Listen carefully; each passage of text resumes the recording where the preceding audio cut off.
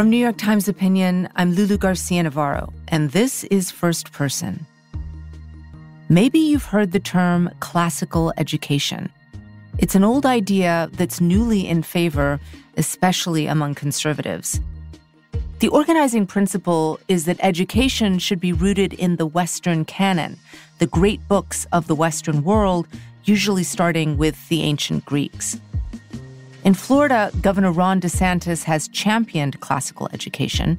In Tennessee last year, Governor Bill Lee threw his weight behind opening a network of classical charter schools in partnership with Hillsdale, a conservative Christian college. And it's all caught the attention of Fox News, which ran an entire series recently about the educational model. Jeremy Wayne Tate is a key player in classical education's revival. He was a teacher and also attended seminary before starting a company called the Classic Learning Test, which offers an alternative to the College Board's SAT. Florida is considering adopting the CLT as an alternate admissions exam for state schools. That could give the test much greater reach and potentially change public education across the country. Today on First Person, Jeremy Wayne Tate looks to the past for the future of American education.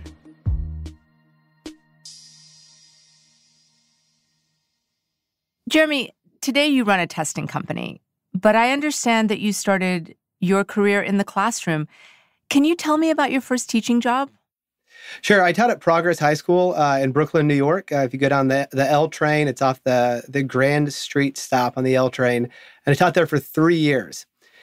This is a school that was serving a population, 100% minority students. It was a community that had a lot of struggles. There was a lot of suffering, a lot of pain. The experience there was profound in shaping my kind of views on education. Well, take me into that classroom. What was it like?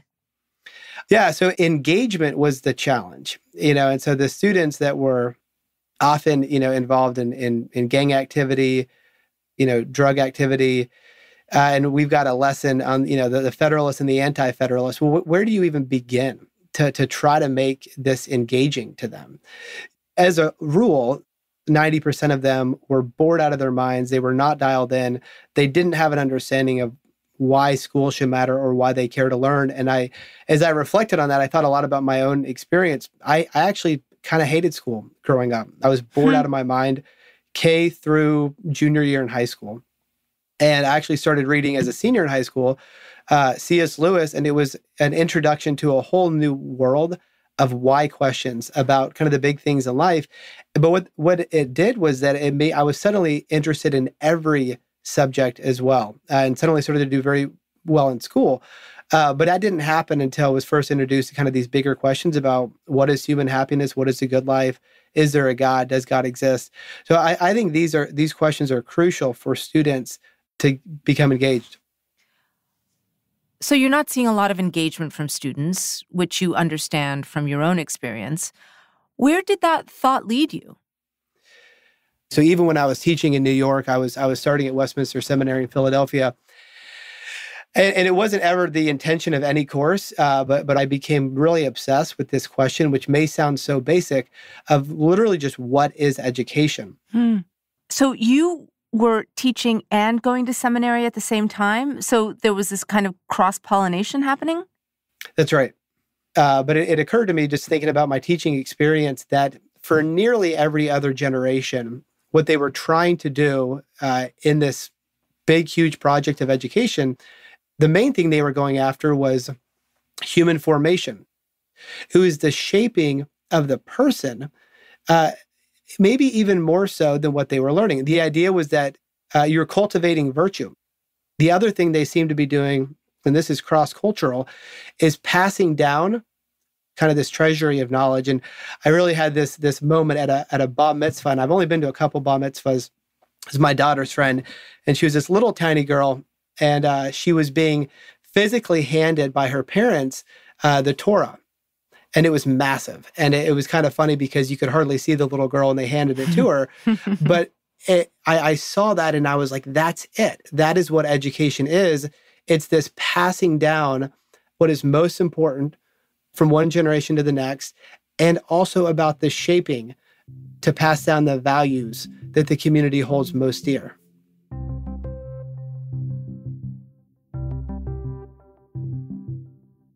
How did you start to think about that in practical terms in the classroom? I mean, what did you change? Yeah, it's a great question and a really tough question because my experience at the time was an experience of becoming very skeptical actually about public education as it's currently being offered and experienced in the United States. So it was growing skepticism for what we were doing. And it was also meeting more and more students who are being homeschooled, students coming out of classical Christian schools, classical charter schools, and seeing, and in no way is this intended to, to bash public school families. I went to public school, again, taught in public schools for years, but I noticed something really different, a consistency in terms of maturity, thoughtfulness, that was a reflection of the education they were receiving. And so what did you do? I mean, did you stay in the public school system? I didn't. No, I was also a convert in 2010 to Catholicism, which was kind of funny because I went to a seminary that was very kind of fairly anti-Catholic. And so I wanted to get into an authentically, faithfully Catholic school. And I discovered that school in 2014, Mount DeSantis Academy. My daughters go there now. It's in Catonsville, Maryland.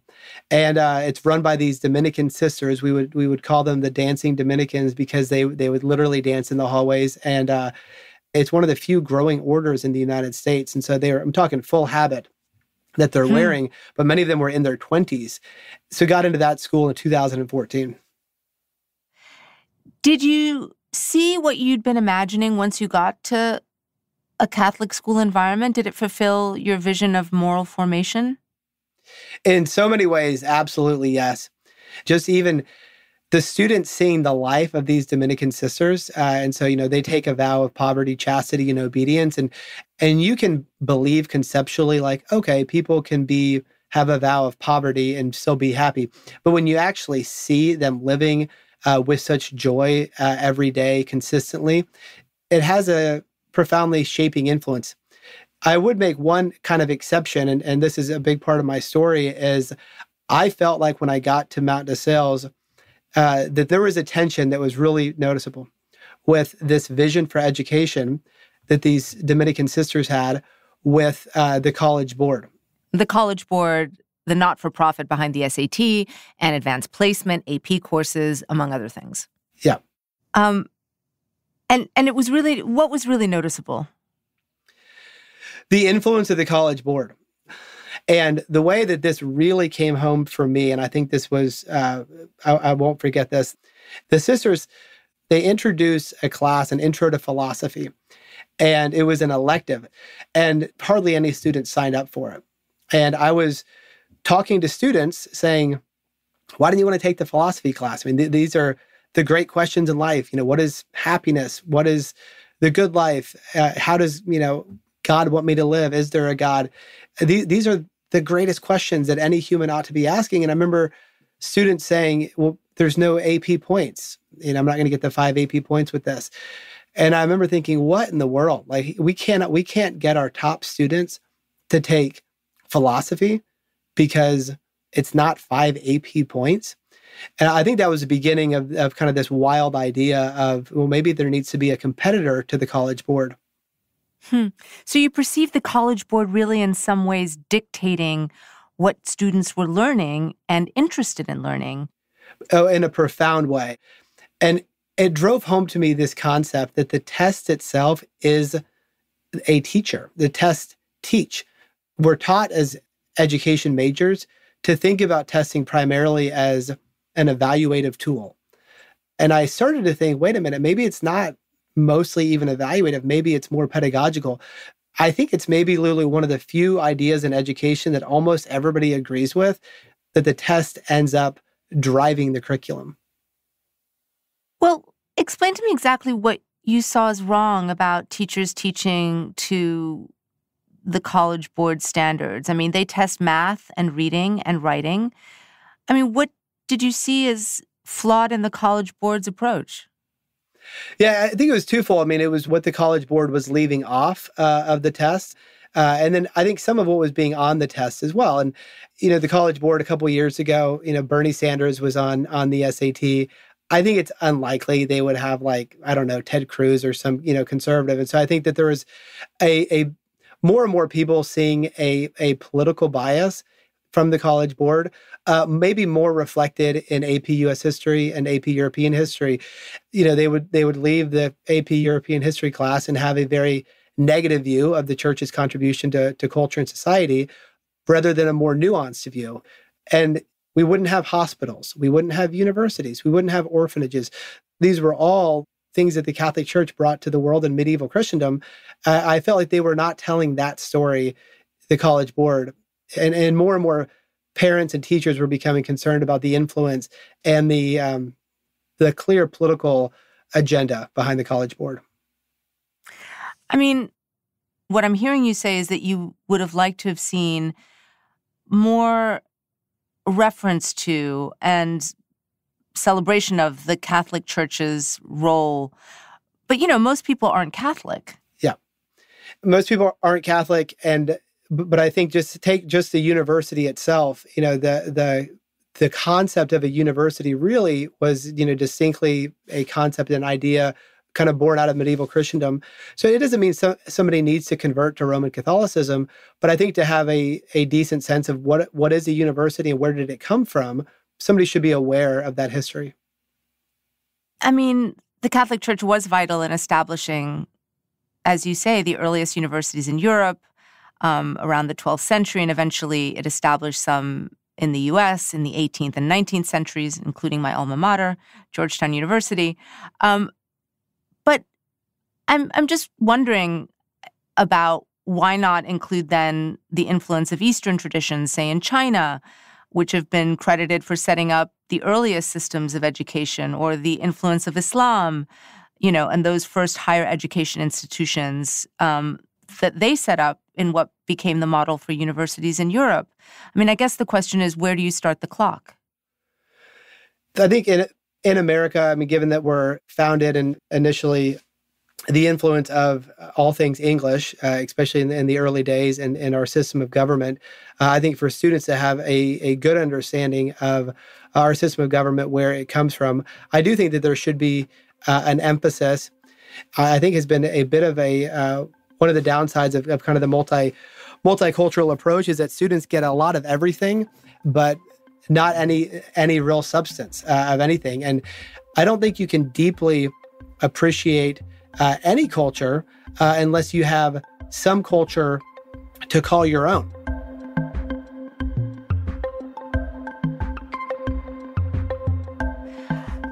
So eventually, in response to the problems you saw with the College Board and the SAT, you decided to create an alternative test, the classic learning test. Let's talk about classical learning or classical education. For people who may not know what it is, how do you define it? So I've been in rooms with all the greatest minds that are in this movement that we call the classical renewal movement, or some people say the recovery movement.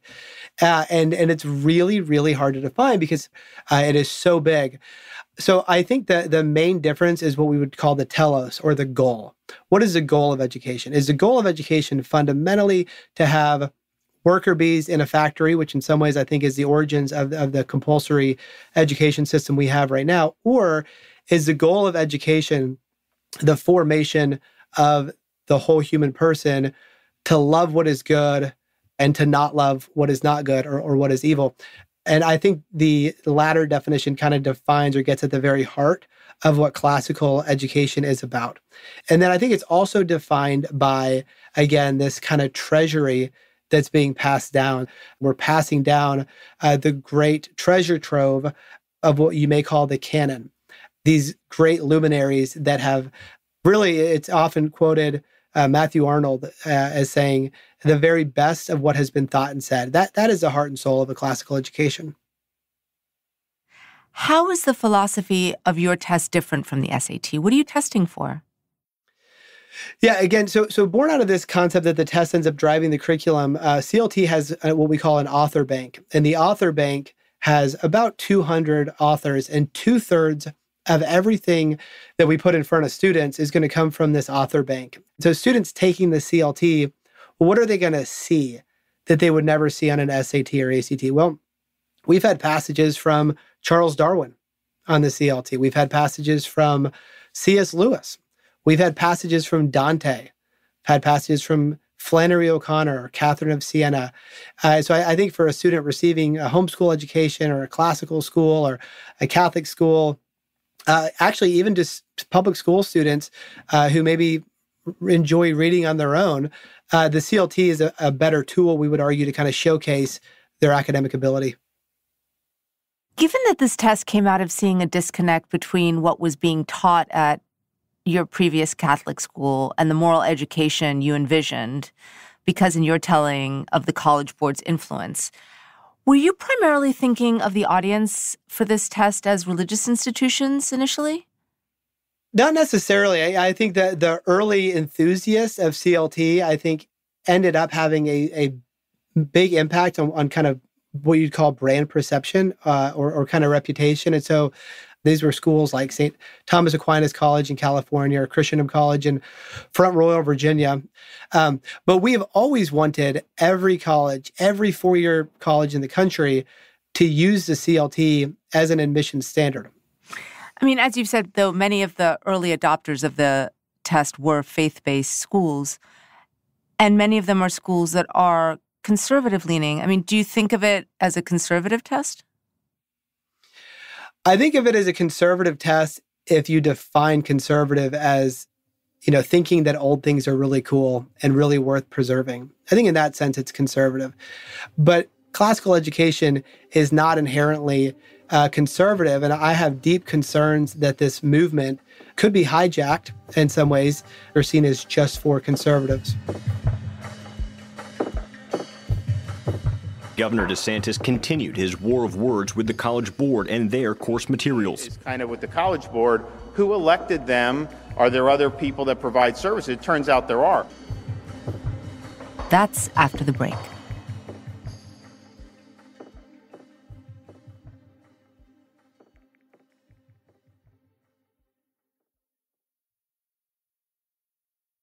So, Jeremy, you say it's not a conservative test, that you're worried that it gets hijacked politically, but it certainly has become a favorite among conservative politicians.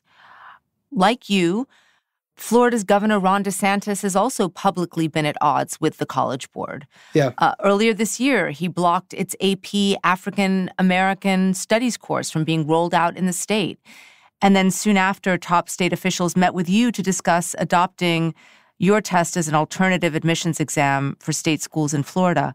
Can you tell me how you found out that they were interested in the test? Sure, and I'd be limited for what I kind of can and can't say right now with our relationship with Florida. But of course, it is public knowledge right now that CLT is in legislation, which will tie CLT scores to the Bright Futures Scholarship in Florida. And the idea there is to kind of keep great minds in Florida. But there are people within his administration that send their own kids to classical schools. Florida was ranked number 1 by the Heritage Foundation for Education Freedom. There's a ton of classical charter schools down there, a lot of homeschooling families. And then it got more serious as there was this idea of introducing CLT into legislation, which has been very well received. I mean, that must feel exciting. It is. But I do have concerns, that let's say the legislation goes through in Florida, which I'm very excited about, that other states that, Texas, South Carolina, Arkansas, states that are clearly conservative states, that they use CLT and they adopt CLT, and then suddenly CLT is just the red state test, and then it just splits American education in that way, that there's kind of red tests and blue tests. I don't think that's good. I don't think it's good if the classical movement as a whole is seen and perceived as something that is just for conservatives. And so I personally am determined to do everything I possibly can to try to make the case that this is a kind of education that really is for all people. It's not for just conservatives or for liberals, but it's an education of what it means to be human.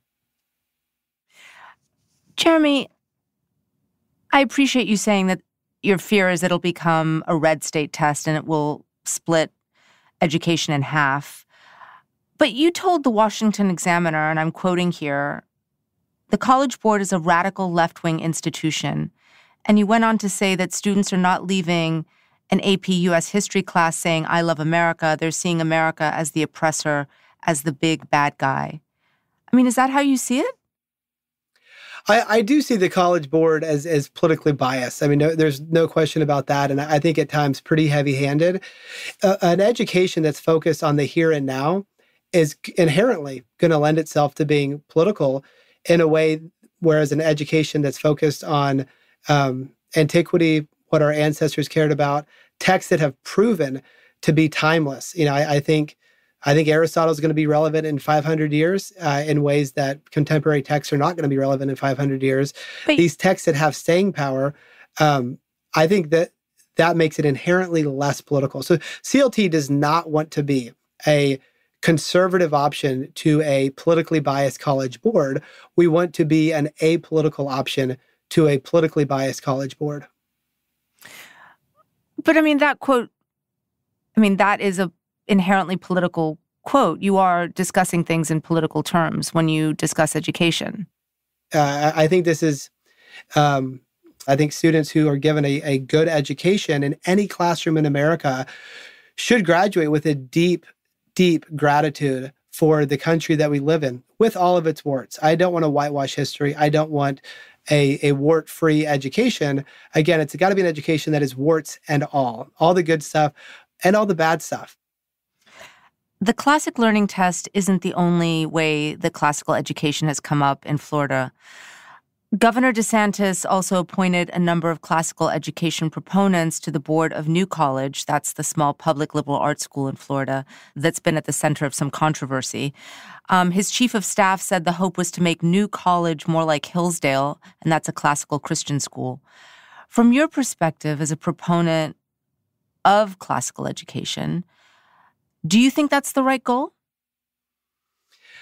I think Hillsdale is an incredible college, and actually about a third of my staff here at CLT are Hillsdale graduates. My understanding is they did not go in and fire people, faculty left and right, that they want to have a college that has really thoughtful people that would better reflect the whole political spectrum rather than just a tiny sliver of the political spectrum. I mean, they did fire the president.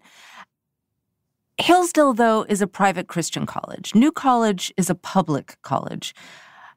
Do you see any issue with a public college being modeled after a Christian institution? I mean, should we all be subjected to a religious education? Most colleges now have gone to this a la carte model. Take whatever you want. If you don't want to take a language, you don't have to. If you don't want to take philosophy, you don't have to. I think it's a real recipe for disaster. So I do like what they're doing at New College. I understand folks like Chris Rufo. Chris Rufo's got a big platform. He's hit hard, in terms of the DEI and the CRT. And you put Chris on the board, it's going to have a big impact in terms of public perception, in terms of what they're doing at New College. But when I've chatted with them and looked under the hood, and I think that it is totally 100% in line with the founding mission of the college. Jeremy, you keep on talking about the style of teaching when I'm asking you about the intent of some of these changes. And as you mentioned, one of the board members at New College is Christopher Rufo, who is also on your board for your company. And he initiated the national campaign against teaching students about structural racism. And Rufo said after his appointment that he wants New College to be, and I'm quoting here, an alternative for conservative families in the state of Florida. I mean, that seems like a pretty explicit call for a partisan education. I mean, you say you don't want classical education to be partisan, but then I'm wondering how you square that with having someone like Rufo on your own board. Yeah, and we had a number of folks that were concerned about that move, even internally. And again, CLT takes flack from, a lot of conservative folks saying that we're woke and that we've got people on our board that shouldn't be there because they're woke. To be on the CLT board, what we're looking for is a shared vision for education. If you believe that education is fundamentally about the forming, the shaping, the molding of the human person, to love what is true, good, and beautiful, then you're fully qualified to be on our board. Now, if you're a Marxist like Cornel West, you're still totally qualified. And Cornel West has been a friend, and he's on our board. If you're a hard-hitting, conservative like Christopher Rufo, you're still qualified. Cornel West is, of course, the Black philosopher who's taught at Harvard University and as a professor emeritus at Princeton University. I've been listening to you talk, and most of the supporters of a classical education are conservative. And if classical learning is being championed by one side in this war that we're having over education and how our children should be educated and what they should be learning, doesn't that undermine the idea that you've been talking about, that your approach sidesteps ideology? I don't see it that way at all. I think what mainstream education has become this ripping apart of character formation from knowledge. I mean, our mission statement at CLT is reconnecting knowledge and virtue through meaningful assessments and connections to seekers of truth, goodness, and beauty. When we say reconnect, because our understanding is that this unnatural separation of virtue, character education, and knowledge is new. And Lulu, I would even argue a step further that it's a national security threat. It's a risk to have, and I love STEM, I love math and science, but to totally divorce technology from ethics is dangerous, right? You have to have, I think about the great quote from Jurassic Park, right? They never stopped to ask, should we do this? They were obsessed with, can we do this? And they did it, and it resulted in disaster because they never stopped to say, well, should we do this? That ethical question, if we get away from that, if we continue to move away from that, there's going to be horrific downstream consequences.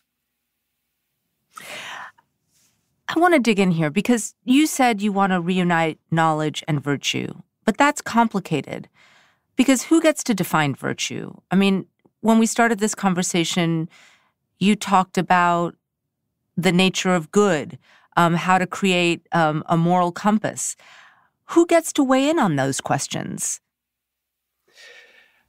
I think our ancestors should have a seat at the table at the very least in terms of defining what is virtue. And of course, if you read any of Aristotle, virtue is very, very hard to define. Aristotle in many ways understands it as a balance between extremes. I think you'd be really hard pressed to find people to say, nope, we should not have a just society. They may debate about what justice is, and that's a great debate to have. At least we're talking about justice.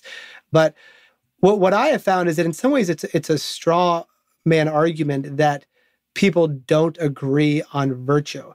I think there are some virtues, maybe if we talk about, Christian sexual ethics or something, that people could have a big range of debate about. But again, things like kindness, generosity, courage, patience, humility even, I think those are pretty universal, right? I think it's consistently, you can go anywhere on the globe and go to the most remote, African tribe or, Pacific island where they've had no contact with any of the civilized world.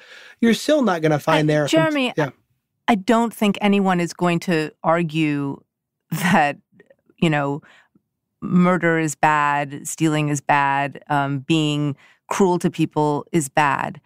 I think what gets tricky is, of course, some of these gray areas where there is debate. And I'm just wondering if you're okay with the debate over the controversial stuff, sexual ethics, happening in schools? It's a great question. I think with something like sexuality, I think if there are options for parents, then absolutely, right? I think if you want to have a school that teaches, whatever. I mean, if parents have the options for where they send their children, my kids go to a Catholic school and they teach them the Catholic understanding of sexuality. I think that's great. Not everybody's Catholic. Not everybody should be going to a Catholic school. So I'd say, yeah, I am totally good with sexuality being taught in school so long as parents have a Public choice. Schools? Sure. Yeah. So long as parents have a choice for where, I mean, it wasn't long ago. It was 15 years ago where in public schools even, abstinence was taught as like the main thing, right? I mean, that was a good thing instead of like just safe sex. And so I think we should absolutely have a debate about what we're teaching in public schools, why we're teaching it, and in all schools. Let me ask you this. A criticism of classical education that I've read is that it focuses on the Western canon, which is largely made up of white men. A senior official in Florida's education department tweeted recently about your test, CLT, not CRT, referring, of course, to critical race theory. And so I am wondering if you think it's a problem, for example, to discuss race in the classroom. You know, the president of our board, Angel Adams-Parham, she is a heavyweight. She's the author of The Black Intellectual Tradition, a Black PhD, went as a professor at the University of Virginia, a Yale undergrad. And she teaches, and she has for a long time. She teaches on intersectionality, on critical race theory. And so I would respectfully disagree, even with Ron DeSantis, that I believe in freedom in education. And I believe in freedom of speech as well. And so I think it can be dangerous when folks on the political right want to censor or put heavy-handed, using the power of the state, heavy-handed limits on what can and cannot be taught in various schools. Now, that's also assuming that we can have school choice. If parents have no option, they have to send their kid to this school because of their zip code, they should have options to not have that. There should be choice. One thing I notice in the authors on the CLT list is that there really isn't any contemporary work of any sort. You're very pure to the name, which means that a whole range of realities, experiences that students are living through, changes in technology, climate change, culture, aren't reflected in the texts. Yeah. Do you think there's any room for education, as you hope it to be, that is more forward-looking and that can embrace culture as it changes? Because I've thought about what is lost for students, given how rapidly the world is changing, if their reality is not reflected in the things that they're studying. I mean, why not a mix? So 2/3 of all of the passages we put in front of students come from this author bank. But there's still the other third. And in fact, the amount of flack I've received over the past 7 years, if you go to the CLT website and you look at the practice test, one of the passages, one of the contemporary passages, which we always have a contemporary passage, one of those is from Susan Rice. Now, Susan Rice is an Obama appointee, and we've had conservatives say, why do you have Susan Rice on your practice test? She's not a conservative. She's an Obama appointee, and this, that, and the other. And say, look, I'm not saying you have to agree with C.S. Lewis. I'm not saying you have to agree with Susan Rice, but the ability to read something and understand it, without having a meltdown, that was a mark of an educated mind for a long time, right? To be able to read something you don't agree with and still understand it. And that's why, again, we've had people unhappy that we put Nietzsche on the test, we put Darwin on the test. So, but the problem, I think, Lulu, is that you don't know if something has staying power until probably at least 50 years or so. And that is really at the heart and soul of like what makes a classic, right? You think about the stories that all of us know. I mean, everybody tends to know the tortoise and the hare. That's stories from Aesop's fables. And I think the canon as it evolves is going to look more and more diverse. But I think what's hard to do is to go back and say, well, we shouldn't read, Dante and Shakespeare and Augustine and Aristotle because they're all white men, which isn't even really true. I mean, I think the critique is we shouldn't read them. I think the critique is we shouldn't read them exclusively and without context. And one of the real deep concerns about having a canon that really elevates white men is that it plays into a very modern ill, which is white supremacy and white nationalism. And classical education has been used by people who support those corrosive ideologies as proof that actually white men and white people and white history are the most important standard bearers of what is right and true and good. Yeah, I could not agree more with you, Lulu, that classical education has absolutely been misused at times, for sure. I would not argue with that for a second. And, what's interesting to me is that again, when I think about Cornel West, he speaks about the unique contribution of Athens and Jerusalem. Well, Athens and Jerusalem, those are not, we're not talking about Scandinavia. There was not the white men concept that there is now 2,000 years ago. And in fact, but that's precisely my point. These concepts do exist today.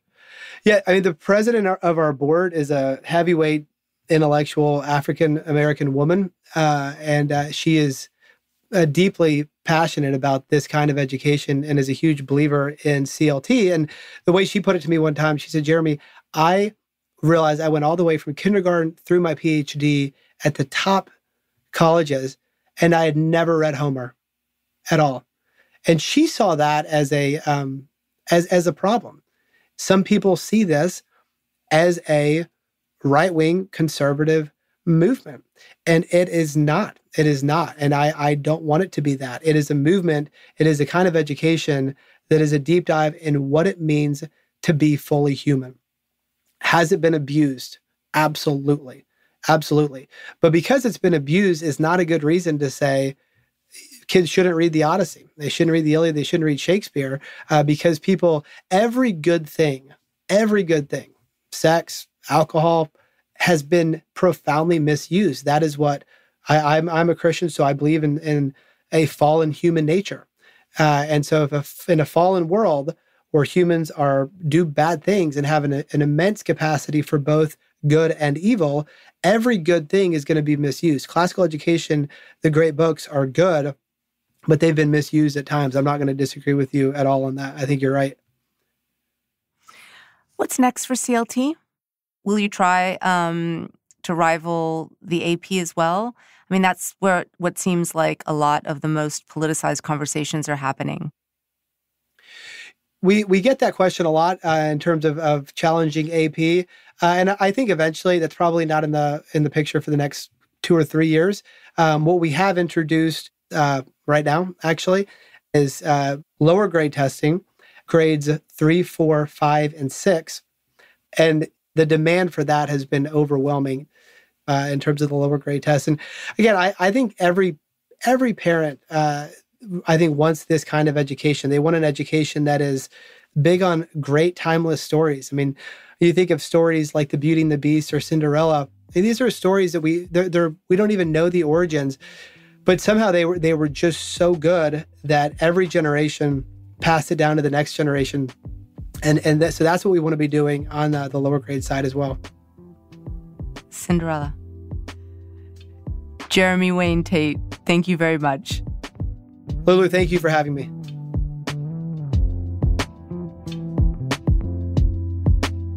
First Person is a production of New York Times Opinion.